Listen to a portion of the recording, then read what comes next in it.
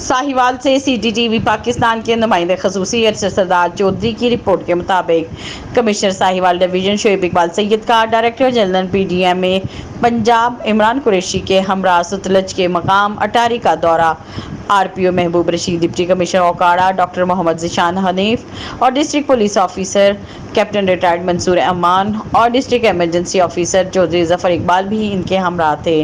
अटारी के मकाम पर कायम फ्लड रिलीफ कैंप का दौरा किया। Health counter, live stock counter, rescue counter पर दस्तयाब अद्वियात का जायजा लिया।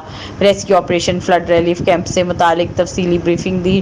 फ्लड रिलीफ कैंप अटारी में 2000 से ज़ायद सैलाब मुतासरीन मर्द व ख़वातीन और बच्चे मौजूद हैं। सैलाब मुतासरीन को इज़्ज़त और वक़ार के साथ फ्लड रिलीफ कैंप में तमाम सहूलियात मुहैया की जा रही हैं। फ्लड रिलीफ कैंप में मुकीम सैलाब मुतासरीन को 3 वक्त का बेहतरीन खाना मुहैया किया जा रहा है।